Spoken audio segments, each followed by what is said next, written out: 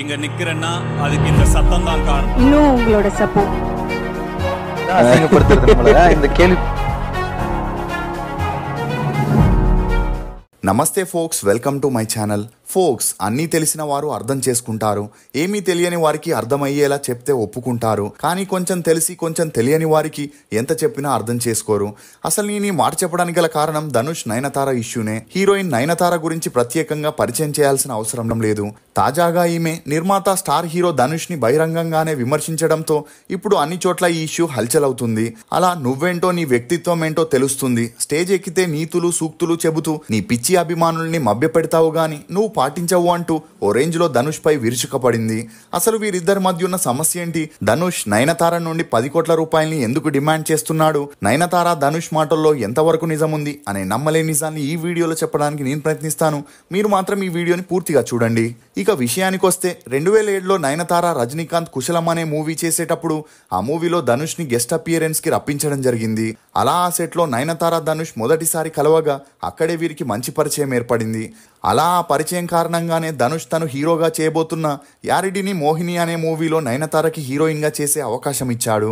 ఇక అదే సమయంలో కుశలన్ మూవీ రిలీజ్ అయి ఫ్లాప్ అవడంతో నయనతార కెరియర్ కి ఫుల్ స్టాప్ పడిందని అందరూ అనుకున్నారు. కానీ ఎప్పుడైతే 2008లో ధనుష్ తో చేసిన యారిడిని మోహిని మూవీ రిలీజ్ అయి హిట్ అవడంతో పాటు అందులో నయనతార లుక్స్ కూడా హోమ్లీగా ఉండడంతో ఈమెకి మళ్ళీ ఛాన్సులు వెతుక్కుంటూ వచ్చాయి.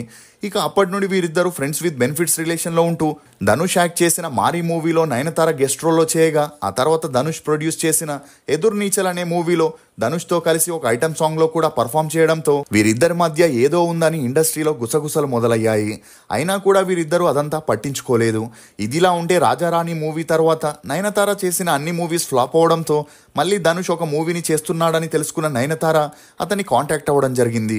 ఇక అప్పటికే విఘ్నేష్ శివన్ అనే డైరెక్టర్ వరలక్ష్మి శరత్ కుమార్ తో ఒక మూవీని చేయగా అది రిలీజ్ అయి ఫ్లాప్ అయింది. అలా ఆ తర్వాత విఘ్నేష్ శివన్ ధనుష్ దగ్గరికి వచ్చి నానుం రౌడీదాన్ అనే మూవీ స్టోరీని చెప్పడంతో ఆ స్టోరీ ధనుష్ కి బాగా నచ్చి అందులో హీరోయిన్ గా ముందుగా అమలాపాల్ని అనుకున్న అదే సమయంలో తనని కాంటాక్ట్ అయిన నయనతారకి ధనుష్ ఛాన్స్ ఇచ్చాడు. ఇక అలా తమిళ్లో మంచి ఫామ్ లో ఉన్న విజయ్ సేతుపతిని హీరోగా ఫిక్స్ చేసి నానుం రౌడీదాన్ మూవీ షూటింగ్ ని స్టార్ట్ చేశారు.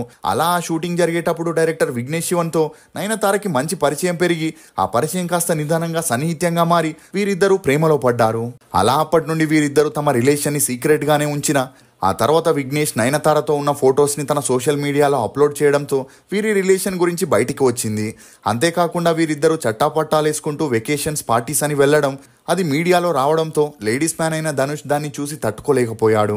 దీంతో ఆ తర్వాత విఘ్నేష్ శివన్ కి స్టార్ హీరోలు ఎవరు డేట్స్ ఇవ్వకుండా చేయడంతో 2017 నుండి ఇప్పటి వరకు విఘ్నేష్ శివన్ 2 మూవీస్ నే చేసినా అవి కూడా అంతలా ఆడలేదు. దీంతో కొత్త హీరోని పెట్టుకొని ఇప్పుడు LIC అనే మూవీని ప్లాన్ చేస్తున్నట్లు తెలుస్తుంది. ఇక అలా వీరిద్దరూ తన వెనకాలే ప్రేమాయణం నడపడం తట్టుకోలేని ధనుష్ అటు నయనతార ఇటు విఘ్నేష్ శివన్ మీద కోపం పెంచుకోవడమే కాకుండా వీరితో ఉన్న రిలేషన్ కి కూడా ఫుల్ స్టాప్ పెట్టేశాడు. ఇదిలా ఉంటే అప్పటికే నయనతారకి శింబు, ప్రభుదేవ, ఆర్య, ధనుష్ తో ఉన్న ఎఫ్ఐఆర్స్ గురించి తెలిసి విఘ్నేష్ శివన్ కూడా ఆమెతో బ్రేకప్ చెప్పేసి వెళ్ళిపోయాడని అందరూ అనుకున్నారు. దీంతో ఇలా ఉంటే అవ్వదని నయనతార తన 38 ఏళ్లకి స్ట్రగ్లర్ గా ఉన్న విఘ్నేష్ శివన్ ని పెళ్లి చేసుకోవాలని డిసైడ్ అయింది.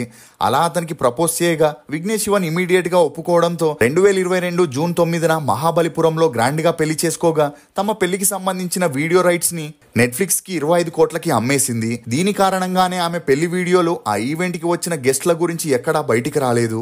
ఇదిలా ఉంటే ఆ సమయంలో నయనతారకి ఉన్న క్రేజ్ ని చూసి నెట్ఫ్లిక్స్ వారు నయనతార డాక్యుమెంటరీ ఫిలిం ని చేయాలని డిసైడ్ అయి అందుకు Nayanthara beyond the fairy Tale అనే పేరుని పెట్టి తను విఘ్నేష్ శివన్ తో ఎలా ప్రేమలో పడింది, అది పెళ్లి దాకా ఎలా వెళ్ళింది, నానుం రౌడీదాన్ మూవీ షూటింగ్ లో వీరి మధ్య ఎలా ప్రేమ చిగురించింది అనే అన్ని విషయాల్ని ఆ డాక్యుమెంటరీ ఫిలింలో ఎస్టాబ్లిష్ చేశారు.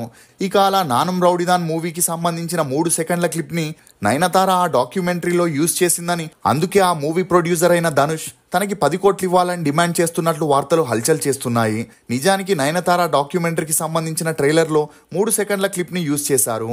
కానీ పూర్తి డాక్యుమెంటరీలో మూవీ విజువల్స్, పాటలు, ఫోటోలు అని 6 నిమిషాల వరకు ఉండడం గమనార్హం. ఇక అలా ధనుష్ తనకి 10 కోట్లు ఇస్తే ఆ వీడియోస్ ని, సాంగ్స్ ని యూజ్ చేసుకోవచ్చని ఆ డాక్యుమెంటరీ కోసం నయనతార తీసుకున్న 25 కోట్లలో 10 కోట్లు ఇస్తే తప్పేం కాదని ధనుష్ చెప్పడంతో నయనతార ఆగ్రహానికి గురైంది.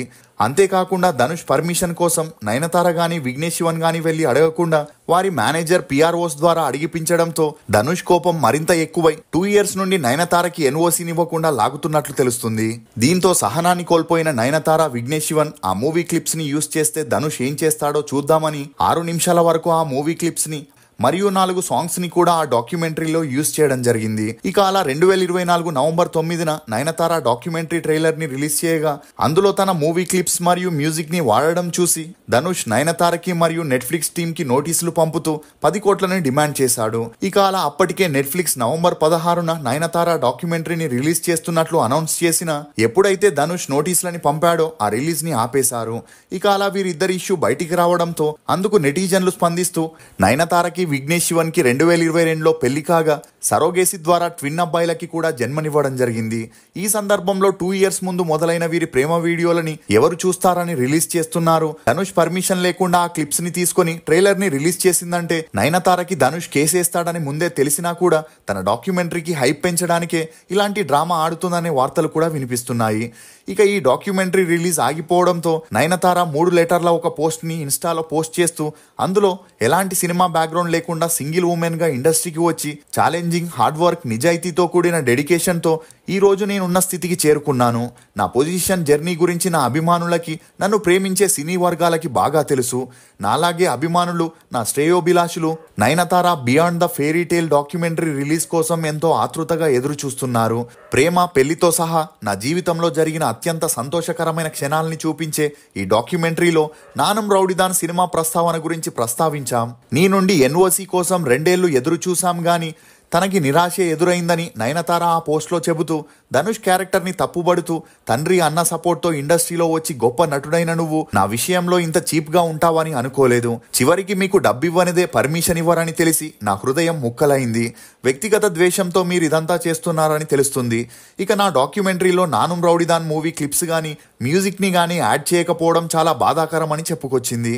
ఇక అలా ఈమె పోస్ట్ పెట్టగానే తమిళ ఇండస్ట్రీలో వీరి వివాదం హల్చలై కొంతమంది ధనుష్కి మద్దతు తెలియజేస్తే మరికొంతమంది నయనతారకి సపోర్ట్ చేయడం మొదలెట్టారు. ఇక ఈ క్రమంలోనే Tamil director, music director, producer అయిన ఎస్ఎస్ కుమరన్ నయనతార వ్యాఖ్యలపై మండిపడుతూ ధనుష్ అనుమతి లేకుండా 3 సెకండ్ల ఫుటేజ్ ని యూజ్ చేసినందుకు గాను తను మీకు లీగల్ నోటీస్ ఇవ్వడాన్ని మీరు తప్పుపడుతున్నారు. మరి మీ భర్త చేసిన పనేంటి? నేను ఎల్ఐసి అనే మూవీ టైటిల్ ని నా అప్కమింగ్ మూవీ కోసం రిజిస్టర్ చేయించుకొని చాలా నెలలవుతుంది.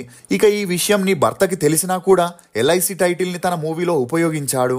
ఆ టైటిల్ కోసం తను నేరుగా నా దగ్గరికి రాకుండా మేనేజర్ ని పంపితే నేను సున్నితంగానే తిరస్కరించాను. అయినా నా అనుమతి లేకుండా నీ భర్త ఆ టైటిల్ ని ఉపయోగిస్తూ మూవీ షూటింగ్ ని కూడా స్టార్ట్ చేశాడు. నానుం రౌడీదాన్ ఫుటేజ్ ని ఉపయోగించడానికి ధనుష్ పర్మిషన్ కోసం మీరు 2 ఏళ్లు ఓపికగా వెయిట్ చేశారు. నేను చిన్న నిర్మాతని కాబట్టి నన్ను మీరు తొక్కేశారు. మీ వల్ల చాలా మానసిక క్షోభని అనుభవించాను. నా ప్రశ్నకి ఆన్సర్ ఇవ్వాలి అని పోస్ట్ చేయడంతో ఇప్పుడు నయనతార, విఘ్నేష్ శివన్ చాలా వరకు నెగిటివిటీని ఎదుర్కోవాల్సి వస్తుంది. అందుకు తోడు మరో ప్రొడ్యూసర్ కూడా రియాక్ట్ అవుతూ మీరు మీ వ్యాపార ప్రయోజనాల కోసం ఏదైనా ఉపయోగించుకోవాలంటే ముందు చట్టబద్ధంగా అనుమతి తీసుకోవాలి. మీరేమీ ఉచితంగా నటించడం లేదు. డబ్బు తీసుకొని కూడా ప్రమోషన్స్ కి, ఇంటర్వ్యూస్ కి రాకుండా మాలాంటి ప్రొడ్యూసర్స్ ని నాశనం చేస్తున్నారు. మీకు నేను పడే బాధ త్వరలోనే తెలుస్తుంది అని చెప్పడంతో ఒక్కొక్కరుగా నయనతార బాధితులు బయటకు వచ్చి తమ ఆక్రోశాన్ని బయట పెడుతున్నారు. ఇదిలా ఉంటే నయనతార ఇంతలా మాట్లాడినా ధనుష్ మాత్రం ఇప్పటి వరకు ఎలాంటి జవాబు ఇవ్వకపోవడం, మరోవైపు తన మాటల్ని వ్యతిరేకిస్తూ చాలా మంది పోస్టులు పెట్టడంతో నయనతార, విఘ్నేష్ శివన్ ఇప్పుడు సైలెంట్ అయినట్లు తెలుస్తుంది. అసలు ఈ ఇష్యూలో తప్పేవరదని మీరు అనుకుంటున్నారో మీ అభిప్రాయాన్ని కమెంట్ సెక్షన్లో తప్పకుండా తెలియజేయండి. ఫోక్స్ పైకి దీవెనలు, లోపల శాపనార్థాలు, పైకి ప్రేమలు, లోపల ద్వేషాలు, పైకి మనిషితత్వం, లోపల రాక్షసత్వం, పైకి నిజాయితీ, లోపల నటన, ఇదే నేటి మనిషి నైజం. ఇది ఫోక్స్ ధనుష్ నయనతార ఇష్యూలో కొన్ని నమ్మలేని నిజాలు. ఈ వీడియో మీద మీ అభిప్రాయాన్ని కమెంట్ సెక్షన్లో తప్పకుండా తెలియజేయండి. మేము చేసిన ఈ వీడియో మీకు నచ్చినట్లయితే ఒక లైక్ ద్వారా మీ సపోర్ట్ని మాకు తెలియజేయండి. For more interesting videos please subscribe to CR voice. Thank you.